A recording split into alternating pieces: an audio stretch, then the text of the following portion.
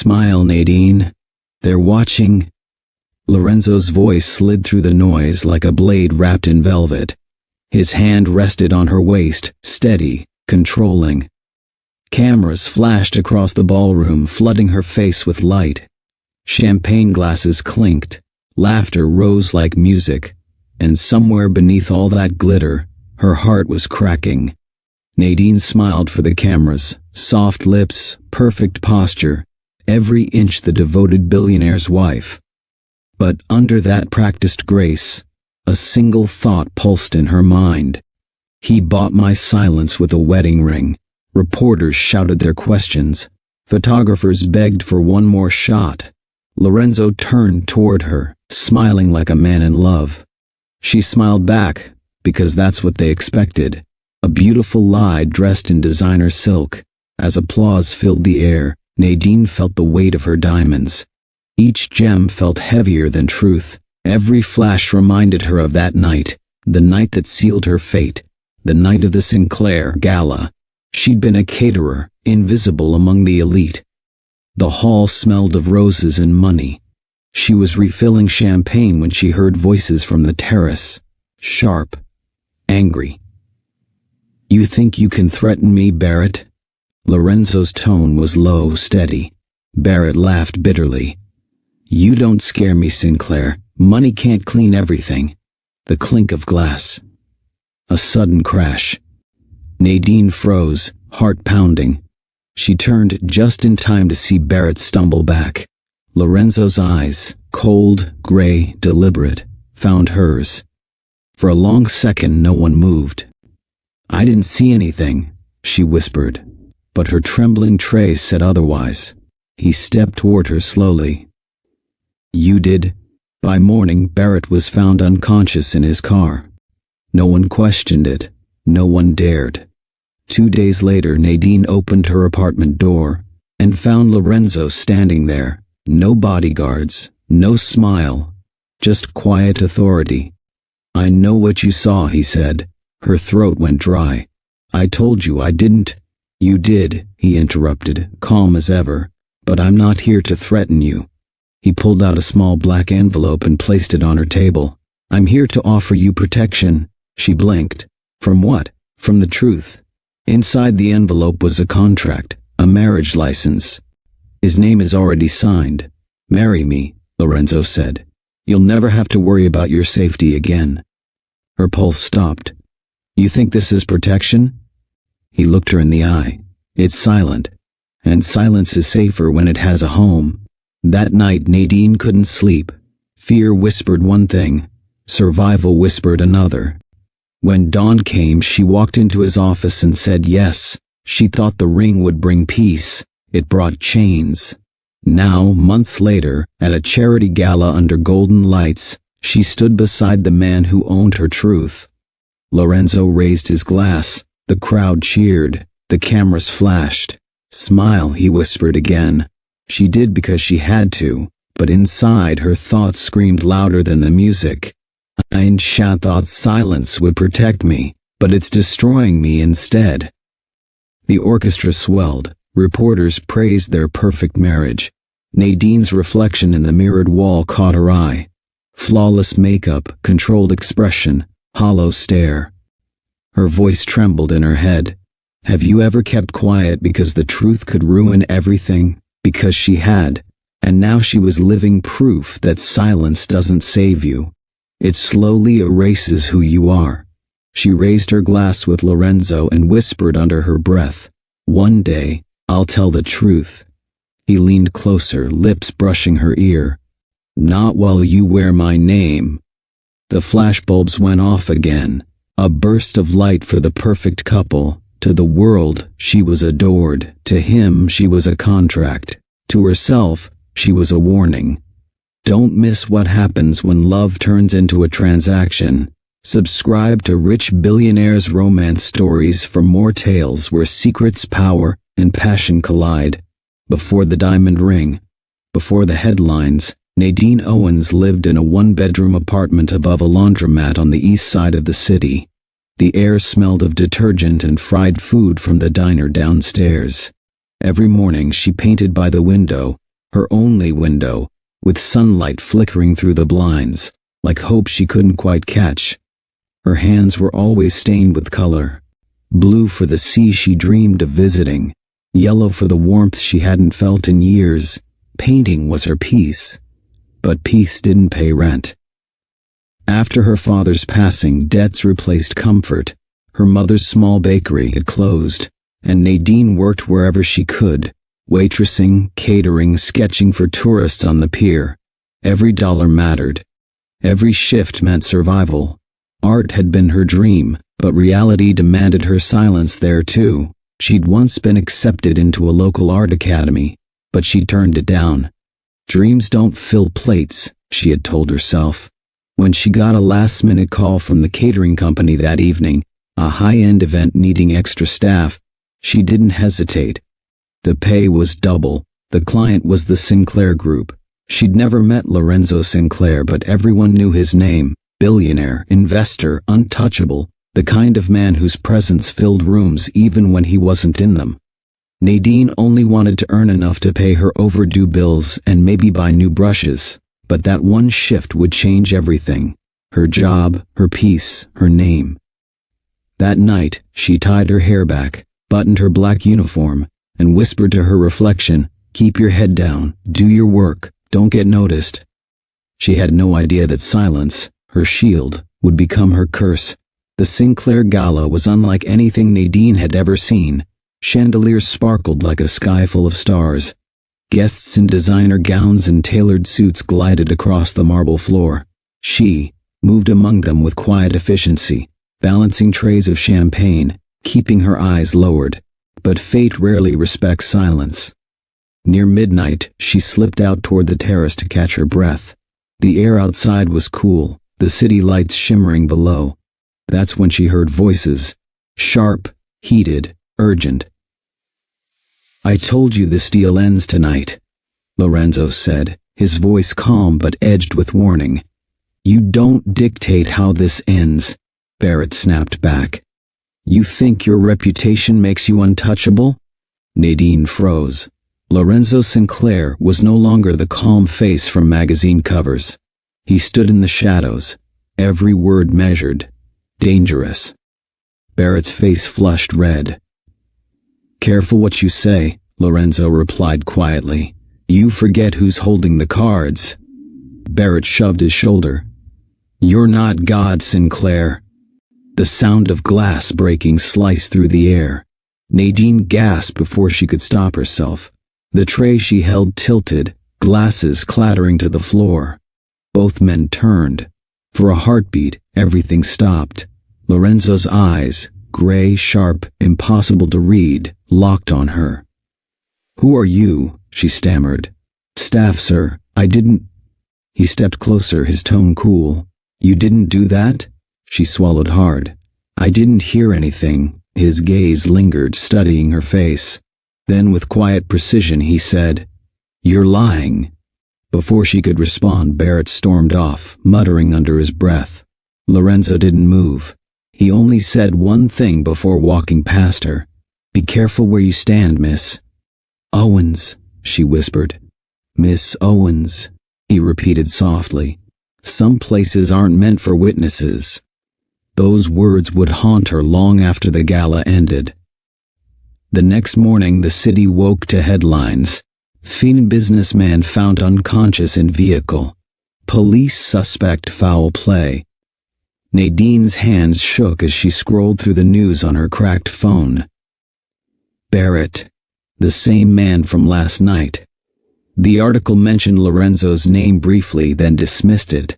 But she remembered that look, the tension between them, the threat in Lorenzo's voice. She told herself it wasn't her problem. People like them lived in a world of power and lies. She had dishes to wash, rent to pay, and no business getting involved. By evening, she started to believe it was over, until someone knocked on her door. When she opened it, Lorenzo Sinclair stood in the hallway. No entourage, no smile, just control wrapped in calm. Her heart stuttered. "How did you—" "Names are easy to find," he said simply, "especially when someone stands out for the wrong reasons." I didn't tell anyone, she blurted out. I know, he said. That's why I came myself. He walked in without waiting for permission. His presence filled her tiny apartment. Expensive cologne, quiet confidence, unshakable authority. He glanced at her worn sketchbook on the table but said nothing about it. I wanted to thank you for your discretion, he said smoothly.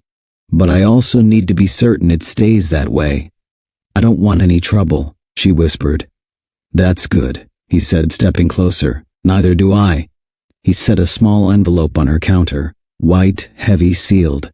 This is a formality. Protection. For both of us. She looked at it but didn't touch it. What's in there?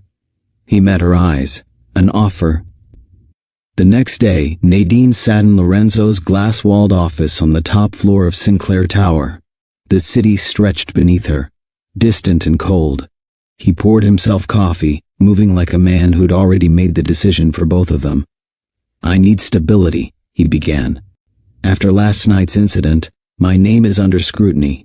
Reporters are watching. Investors are uneasy. She frowned. So why me? He looked up. Because you were there, because you saw, and because you haven't spoken. Her throat tightened. You're saying you want me to keep quiet? He nodded once. Silence is safer when it's protected. How protected? He set the cup down and said it plainly, like it was business. Marry me. For 1 year. Her breath caught. You can't be serious. Completely, he said. In return, I'll take care of everything. Your debts, your safety, your future. No one will ever question what happened at the gala. You'll have a new name, new life, and you'll be untouchable. She stared at him. You're asking me to lie to the world. I'm offering you peace, he replied softly. You can leave after 1 year. Consider it a contract. Nadine's mind spun. His tone wasn't romantic.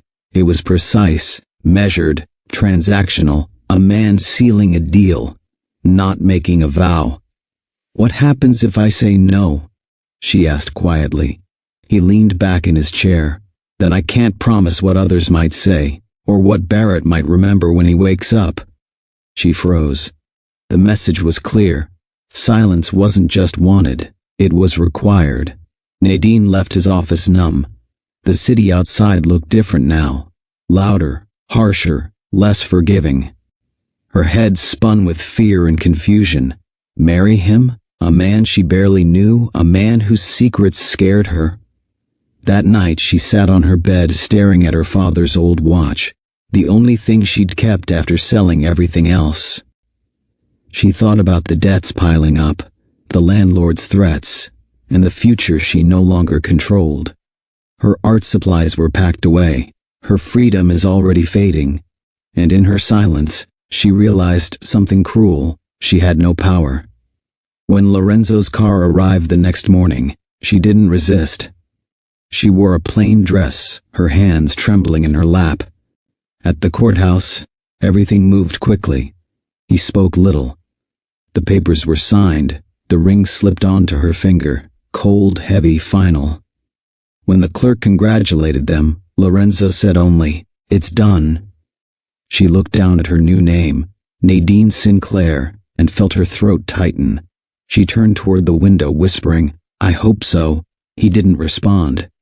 That night, in the quiet of his mansion, she stared at her reflection in the mirror. The woman looking back wasn't the same one who was painted by sunlight. Silence had bought her comfort, but it cost her peace. Months later, Nadine understood what her choice had truly meant. The world saw luxury, designer clothes, a powerful husband, and a life of ease. But beneath it all was a secret she carried like a wound. She'd learned that silence isn't always safe. Sometimes it's surrender. Every time Lorenzo's name appeared in the news, she wondered if the truth would resurface.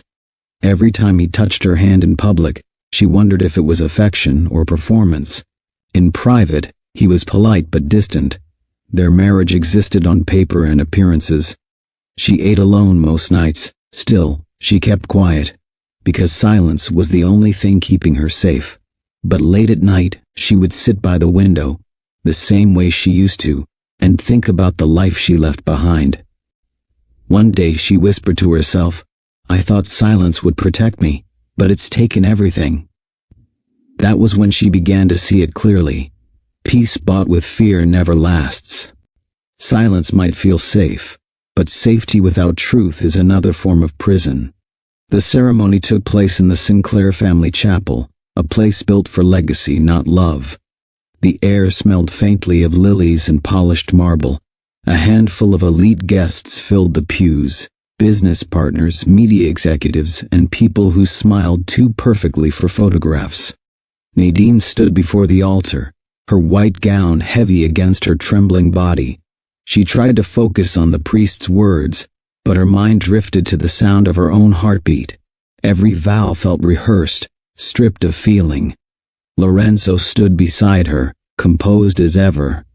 His gray eyes never wavered, not even when he slid the ring onto her finger.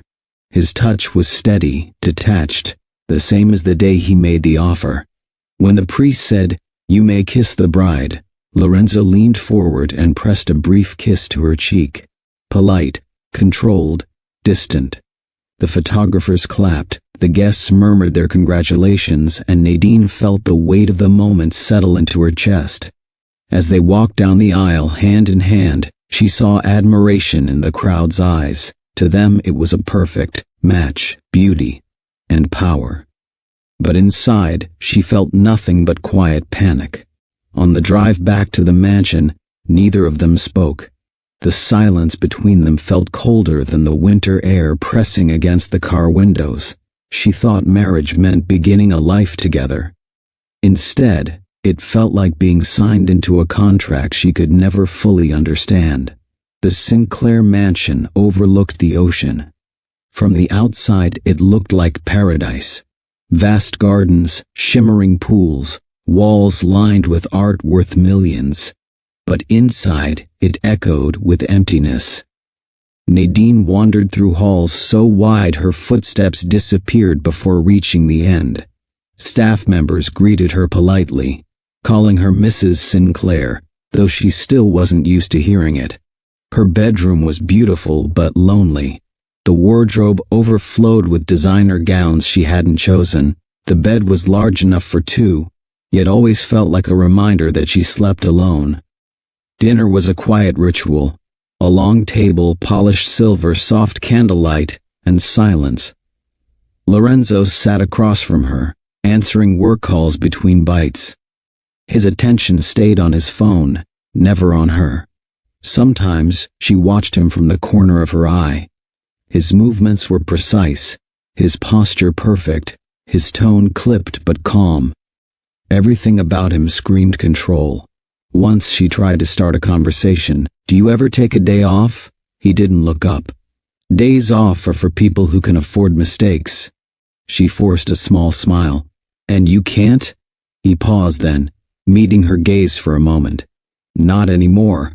That was the first time she sensed something behind his coldness, a shadow of pain buried deep beneath his armor.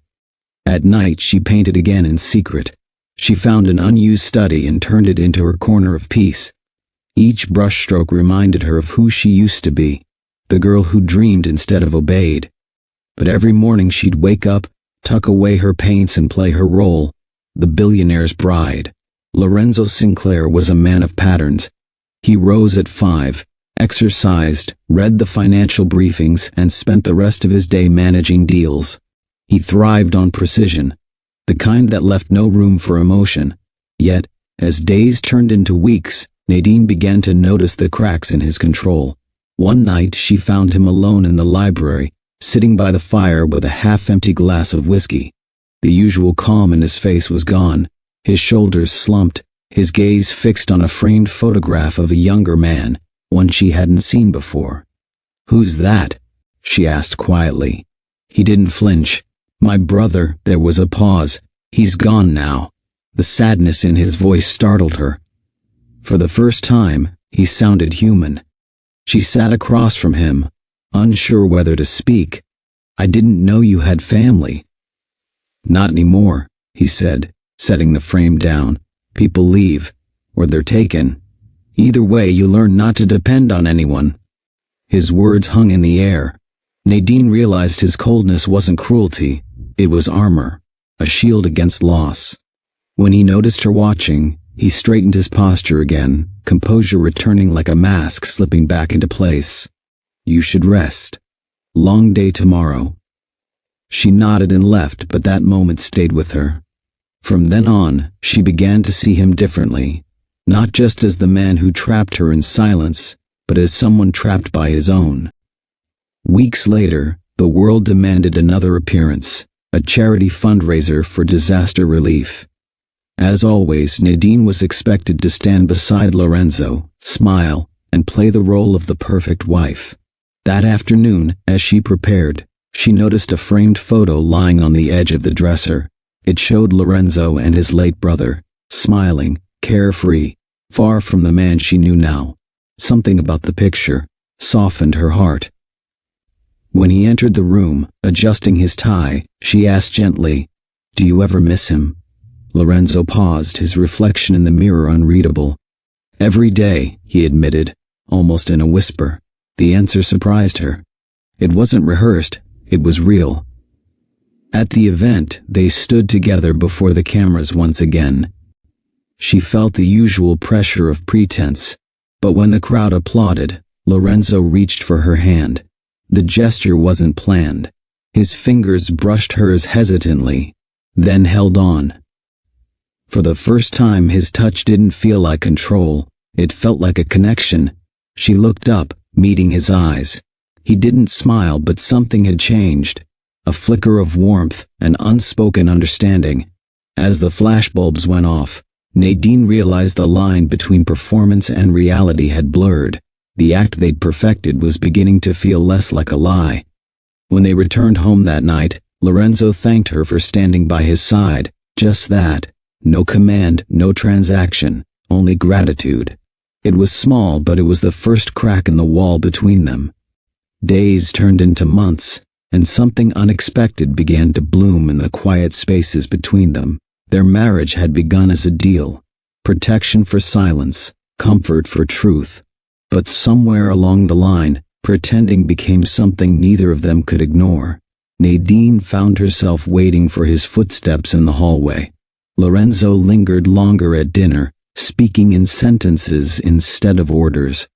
It wasn't love yet, not the kind built on trust, but it was something fragile and growing. She began to understand that sometimes, pretending love can awaken the very thing you never believed possible.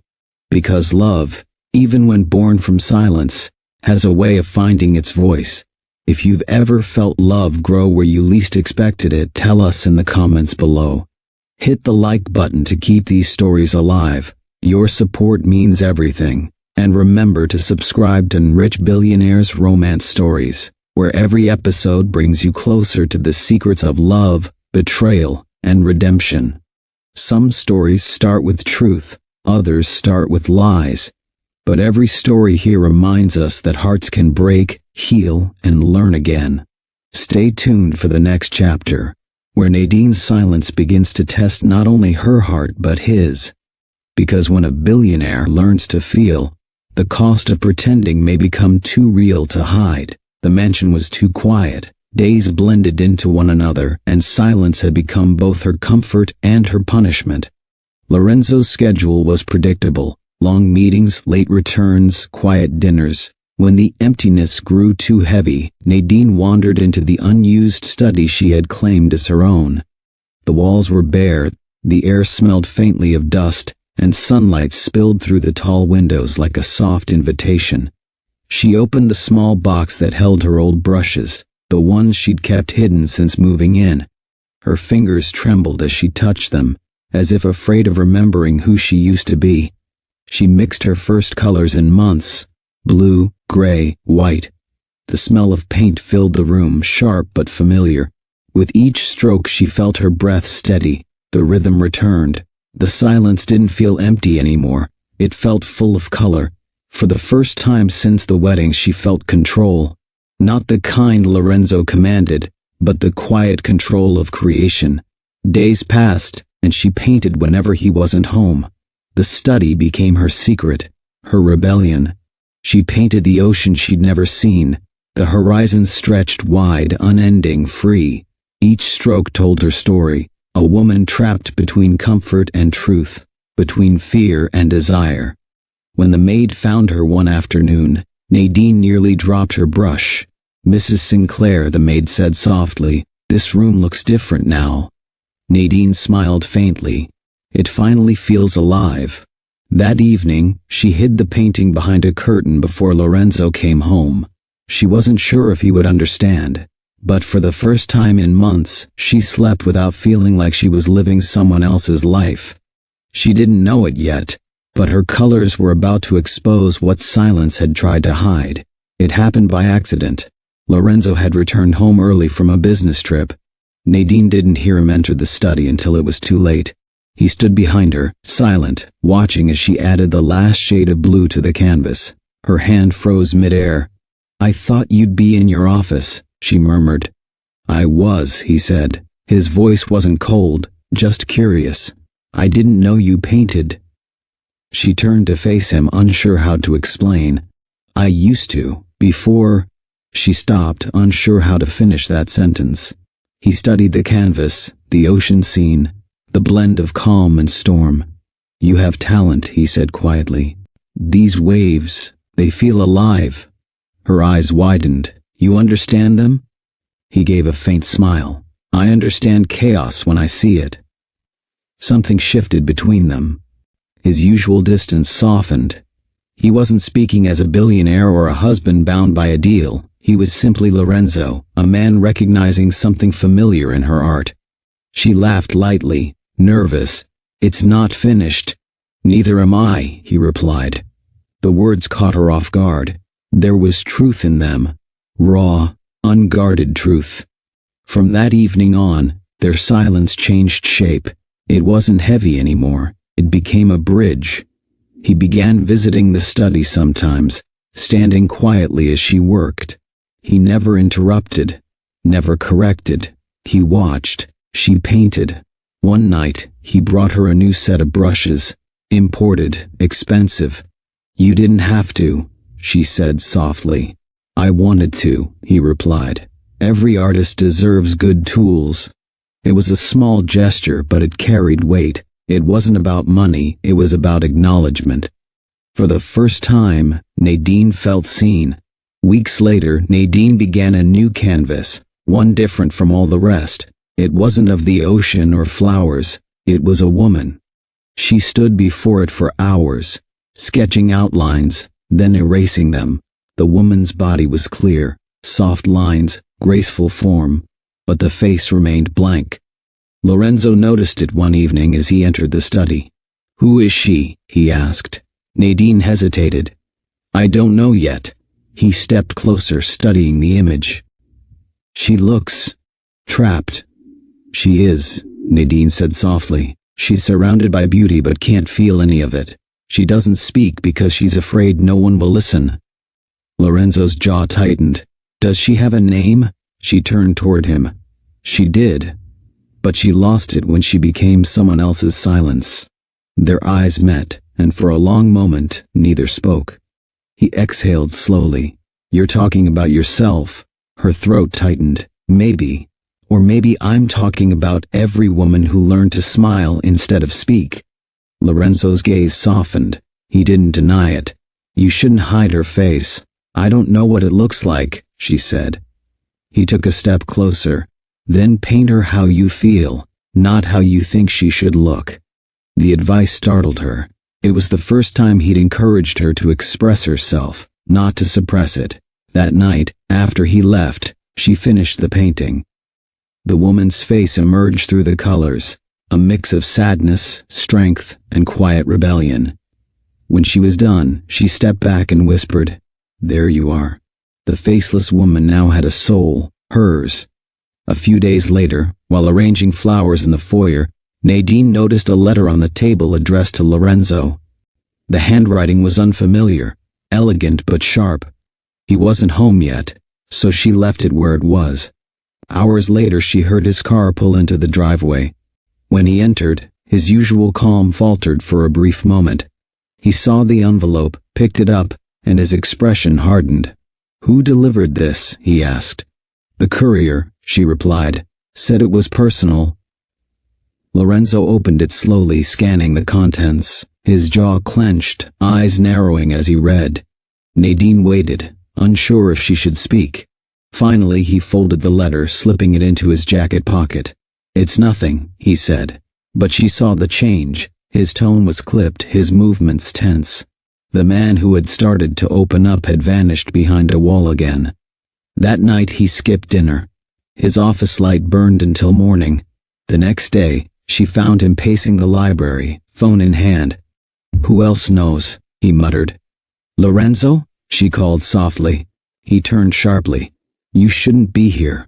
Her heart sank. What happened? He looked at her, eyes distant. "Someone knows about the gala. About that night." Her body went cold. "But you said it was handled." "It was supposed to be," he snapped, then stopped himself, exhaling. "It's fine. I'll deal with it." But it wasn't fine. His coldness returned. The warmth that had started to grow between them disappeared overnight. He stopped visiting the study. The dinners turned silent again. And once more, Nadine's world became a cage of quiet fear. The following weeks felt like déjà vu. Lorenzo's distance was back, colder, sharper, unyielding. He left early, returned late, and spoke little. When he did, his words were measured, cautious. Nadine tried to reach him one evening. "Whatever's in that letter, you don't have to carry it alone." He didn't look at her. "You don't understand. Then help me understand," she said softly. He set down his glass with quiet force. "You think this is about you?" The sting of his words silenced her. "No," she said faintly. "But I thought we were," he cut in. "We were pretending, Nadine. Don't confuse kindness for connection." The room fell still. She swallowed hard, her eyes burning. Pretending was the only thing keeping us human. He turned away. "You should stop painting. It's becoming a distraction." That night, she cried quietly in the study, staring at the faceless woman on the canvas, the one who now looked exactly how she felt. The next morning, Lorenzo's seat at breakfast was empty. The staff said he'd flown to New York for business. He hadn't told her. Each day that followed felt heavier. The mansion, once her prison, now felt like a ghost house. Still, she painted, this time with darker shades. Her brush didn't move with peace, it moved with pain. She whispered to herself as she painted, "If silence protects him, who protects me?" By the end of that month, Nadine understood something she hadn't before. Silence wasn't just her prison, it was Lorenzo's too. He had built a life on control, on secrets buried under glass floors and gold ceilings. But every secret, no matter how deeply hidden, finds a way to breathe. She thought of the letter often. Whatever it contained had stripped him bare from the inside. The man she'd begun to know, the one who smiled faintly at her art, who spoke softly by the fire, had vanished beneath the weight of fear. One night she stood in the study and looked at her paintings, the ocean, the faceless woman, the storm. They all told the same story. The more you hide the truth, the louder it echoes. She whispered to the canvas, "Maybe love can survive lies, but it can't survive silence." Her reflection in the window stared back, tired, older, wiser. Nadine had learned her lesson the hard way. Silence doesn't keep peace, it corrodes it. And as the waves crashed outside the mansion walls, she realized that no amount of wealth could protect a man, or a marriage, from the truth waiting to be heard. Secrets corrode even the strongest walls. It began with one headline, "Sinclair Empire Scandal, the Billionaire's Hidden Wife." Within hours, it was everywhere. Television screens, social media, news tickers. Photos of Nadine, taken at the charity event, filled the internet. The same image that once symbolized elegance now became proof of deceit. Nadine sat on the edge of the bed, phone in hand, her fingers numb. Comment sections overflowed with speculation. Some called her a gold digger, others called her a pawn. The truth, that she never wanted this, was buried beneath noise. Outside the mansion gates, reporters gathered like vultures. Flashbulbs burst whenever a curtain moved. Helicopters circled overhead. The woman who once lived in quiet anonymity now lived under constant scrutiny. Lorenzo's name trended worldwide. Investors panicked. The Sinclair brand wavered. He canceled meetings, locked his phone, and ordered security to restrict access to the house. When Nadine tried to speak to him, he brushed past her. "I'm handling it," he said curtly. She stared at him, voice trembling. "Handling it? They're tearing me apart. You think you're the only one?" His tone was sharp. "You knew what you signed up for." Her heart cracked at his words. The silence that had once protected them was now the weapon destroying them both. Days turned into a nightmare. The media spun lies faster than she could read them. Marriage of convenience or scandalous cover-up. Every rumor added weight to her chest. Nadine stopped leaving her room. The mansion, already lonely, became a cage of whispers and shame. The staff avoided her eyes. Friends stopped calling. Even her mother, embarrassed by the coverage, kept her distance. At night she heard Lorenzo pacing his office. He didn't invite her in. He didn't reassure her. He fought battles she couldn't see and built walls she couldn't climb. One evening she turned on the television and saw footage of him being questioned outside a board meeting. "Mr. Sinclair, is your wife involved in Barrett's case?" He didn't answer. He just walked away. The silence cut deeper than denial. Nadine switched off the TV, her reflection staring back at the dark screen. Tired eyes, shaking hands, a heart breaking under the weight of a lie she never wanted. For the first time she wondered if truth might hurt less than silence. It happened late one night. The air in the mansion felt heavier than ever. Nadine waited in the living room, her hands clenched around the remote. When Lorenzo walked in, she stood. "We need to talk," she said. He loosened his tie, exhaustion lining his face. "Not now." "Yes, now," she pressed.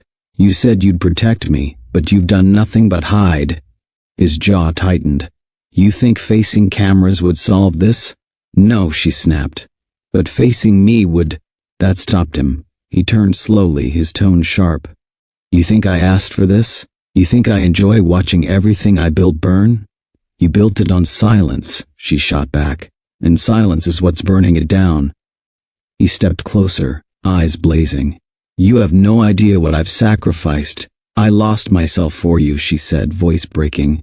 "I stopped painting. I stopped living. I stopped being me." He slammed his hand against the table. "You agreed to this, Nadine." She flinched. "I agreed to silence, not humiliation." The room fell quiet, the sound of their breathing filling the space. Finally she whispered, "Tell me the truth, Lorenzo. What are you afraid of? The scandal? Or losing control?" He didn't answer. That was her answer. Tears filled her eyes. "Then I'm done protecting you." She walked past him, her footsteps echoing through the marble hall. For once she didn't look back. Nadine packed only what mattered. Her brushes, a few clothes, her old sketchbook. Security tried to stop her at the gate, but Lorenzo's order had been clear: let her go. The words hit her harder than any argument. He wasn't going to fight for her. The mansion lights glowed behind her as she stepped into a taxi. The city stretched ahead, alive with noise and chaos. For the first time, she wasn't afraid of it. She didn't know where she was going, only that she couldn't stay. The driver asked, "Where to, ma'am?" She hesitated. "Anywhere that isn't here." When they pulled away, she looked out the window and whispered, "You bought my silence, but you never owned my voice." The taxi disappeared into the night, leaving behind the life that had once promised protection but delivered only emptiness. Freedom, though uncertain, finally felt real. The motel room was small, a single bed, a cracked mirror, faded curtains, but it felt like peace. Nadine sat by the window with her sketchbook open, drawing her reflection for the first time in months. Her lines were shaky, imperfect, but honest. For so long she had been the woman behind someone else's story. Tonight she reclaimed her own. She remembered her old life, the laughter, the simplicity, the hunger to create. It wasn't glamorous, but it was hers. She thought of Lorenzo, the man she had once feared, then cared for, now pitied. His power couldn't shield him from his truth any more than her silence could save them. As dawn approached, she finished the drawing, a self-portrait. No mask, no jewelry, no pretense, just Nadine. She smiled faintly. "Welcome back," she whispered to the image. Her silence had ended. In the days that followed, Nadine found a small art studio downtown. She began painting again, her hands moving freely, her colors alive with purpose. She no longer painted to forget. She painted to remember who she was, what she'd survived, and what love should never cost. Sometimes she saw Lorenzo on television, his image sharp but his eyes hollow. The world saw power. She saw loneliness. She didn't hate him. She had loved him once, or at least the man she thought he could be. But love built on silence collapses the moment truth begins to speak. Her silence had saved him once. Speaking her truth saved her now. Love built on silence collapses when truth finally speaks. Would you have walked away like Nadine, or stayed to fight? Comment your answer below. Your thoughts always matter here. And don't forget to subscribe to Rich Billionaires Romance Stories for more stories that challenge power, pride, and truth. Every week, we bring you unforgettable tales of love that push limits, test hearts, and remind us that strength begins when silence ends. If this story touched you, hit the like button and share it with someone who needs to hear that walking away isn't weakness, it's courage. Stay tuned for the next chapter, where truth forces both hearts to face the cost of everything they've tried to hide. It happened 3 weeks after she left. Nadine was packing her art supplies in the small studio when her phone rang. The unknown number flashed once, then again. When she answered, the voice on the other end trembled.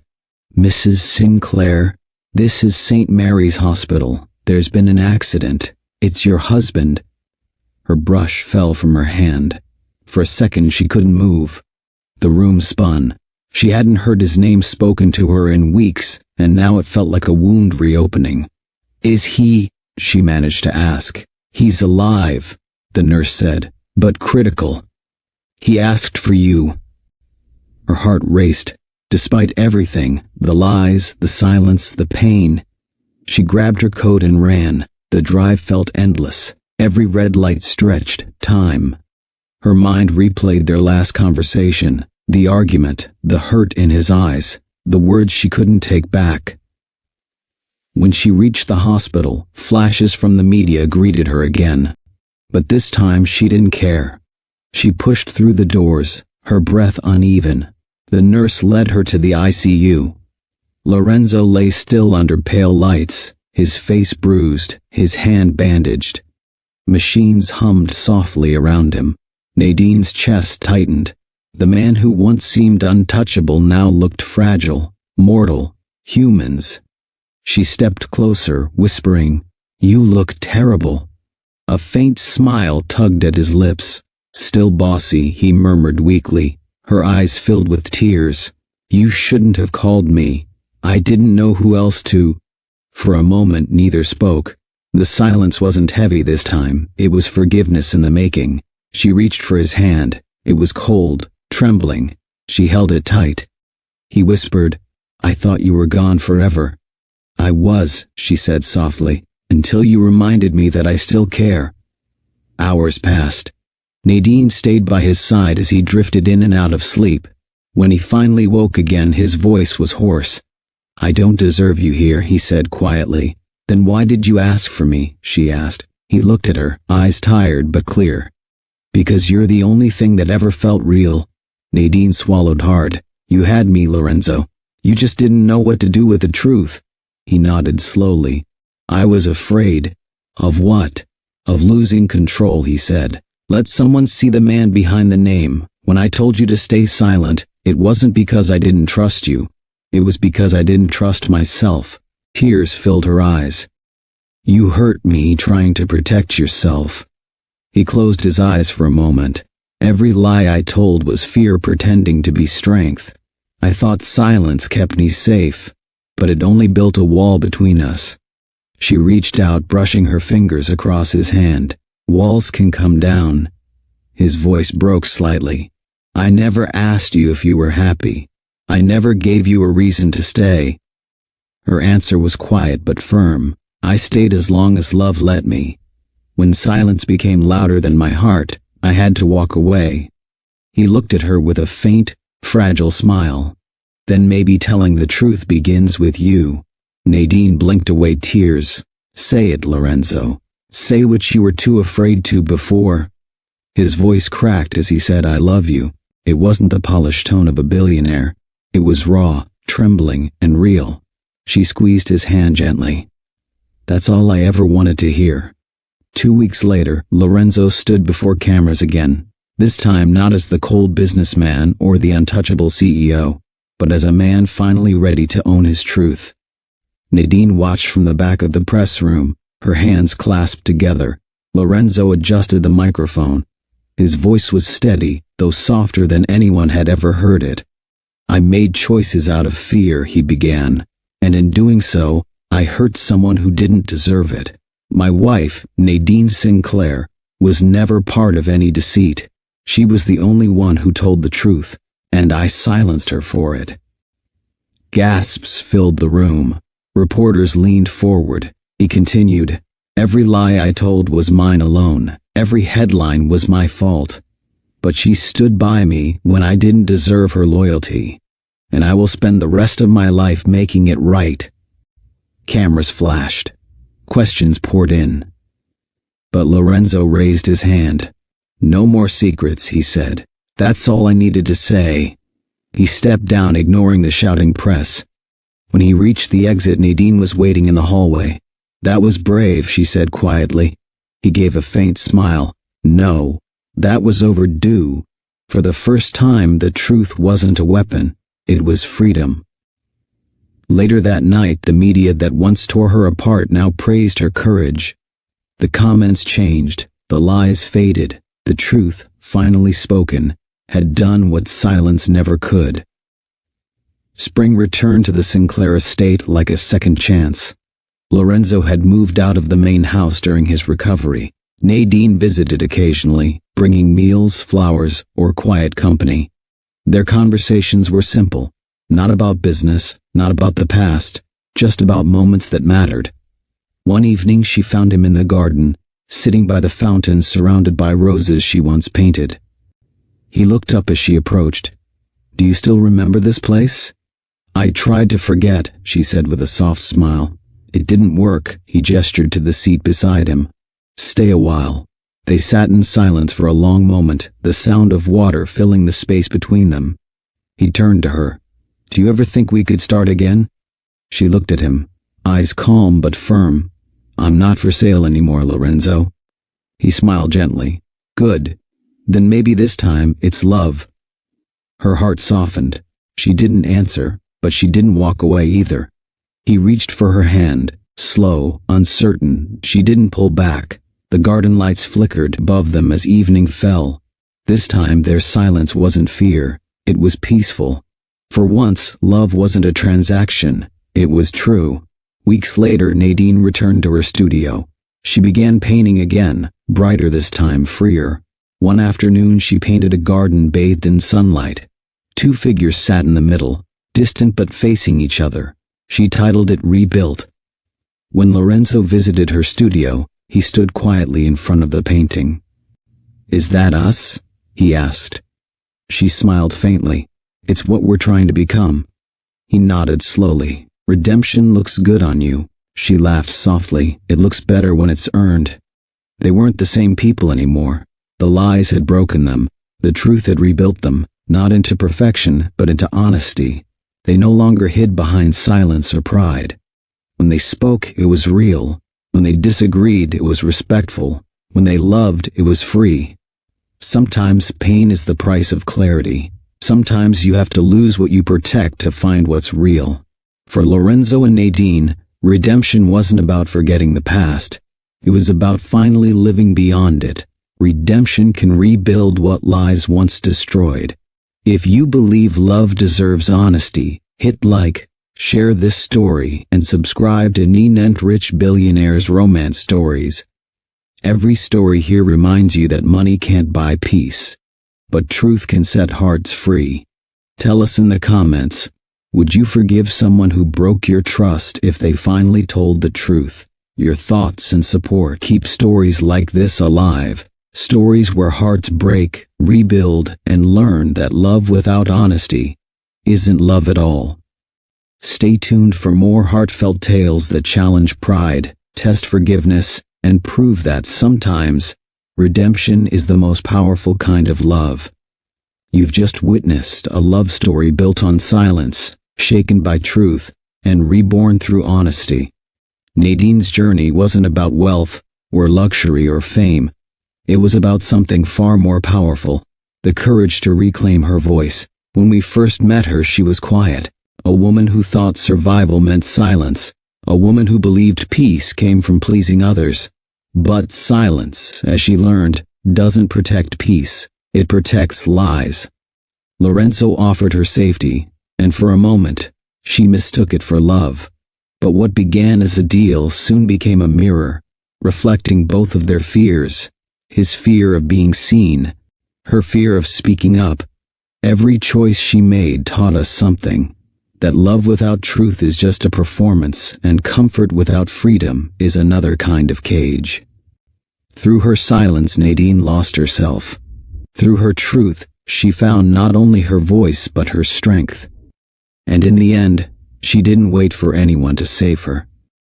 She became her own rescue. Because love doesn't always mean staying. Sometimes, love means walking away, to protect your peace, your purpose, and your identity. Let's pause for a moment and think about that line. Silence protects lies, not peace. It's easy to stay quiet. It's easy to smile through pain, to say I'm fine when your heart is breaking. But peace doesn't come from avoiding truth. It comes from facing it, even when it hurts. Nadine learned this the hard way. Her silence shielded Lorenzo from scandal, but it also chained her to his fears. She thought she was doing the right thing, keeping calm, staying loyal, being the perfect wife. But silence gave power to the lie, not to love. When she finally spoke, the world tried to break her. The media mocked her, strangers judged her, and the man she trusted lost his way. But the moment she stopped, defending her silence, the truth set her free. Peace isn't quiet, peace is honest. It's the kind that lets you breathe without fear, love without pretending, and live without apology. So if you've ever stayed silent to keep others comfortable, remember this. Silence might protect them, but it destroys you. Speak, even if your voice shakes. Speak, because you deserve to be heard. Look back at who Nadine was when it all began. A woman with dreams, a painter who saw color in a gray world. Life forced her into a role she didn't choose, but strength came from the same place it always does, within. She started as a witness, then became a wife, and finally became a survivor of her own silence. Each chapter of her story stripped away what wasn't hers to carry. Guilt, shame, fear, until only truth remained. Her transformation wasn't about power or revenge. It was about rediscovery.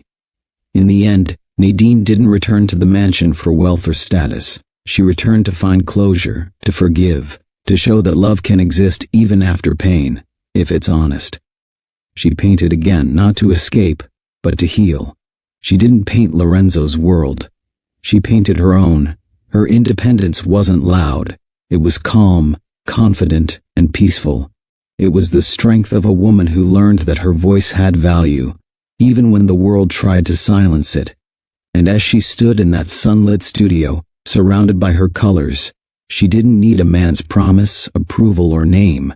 She had her own. Nadine Owens, the woman who turned silence into art and fear into freedom. Real courage doesn't live in quiet rooms or fake smiles. It lives in the moment you say, enough. It lives in the breath you take before you speak truth after years of hiding. Nadine's courage wasn't about fighting Lorenzo. It was about confronting herself, the part that believed she didn't deserve better. Finding your voice again means trusting that truth won't destroy you. It will rebuild you. It means knowing that no amount of money, power, or comfort can replace peace of mind. When Nadine said, "I'm not for sale anymore," she wasn't just rejecting a man's offer. She was reclaiming her soul. She taught us that forgiveness doesn't always mean going back. Sometimes it means moving forward, alone but free. Her story reminds us that love isn't measured by how long we stay. It's measured by how much truth we can hold without losing ourselves. So if you've been quiet for too long, remember this: silence might feel safe, but truth feels alive. Speak, even if the world doesn't understand. You owe that to yourself. Because real courage isn't in keeping quiet, it's in finding your voice again and using it. As the story closes, we leave Nadine standing before a new canvas, blank, waiting, full of possibility. The past doesn't haunt her anymore, it shapes her.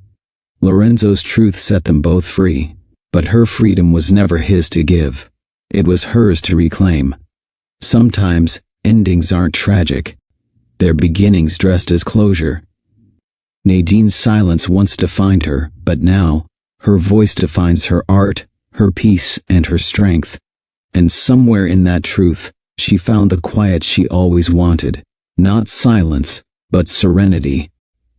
If this story moved you, comment "I choose truth" below. Your words remind others that courage starts with honesty. Join our growing community by subscribing to Rich Billionaires Romance Stories for more meaningful tales that explore love, power, and redemption. Here, we don't just tell stories. We remind you that life's richest moments aren't found in wealth. They're found in truth, forgiveness, and growth. Hit like if Nadine's journey inspired you, and share this video with someone who needs the reminder that strength begins the moment you stop staying silent. Because, at Rich Billionaires Romance Stories, every story ends with one truth: money can build walls, but only honesty builds peace.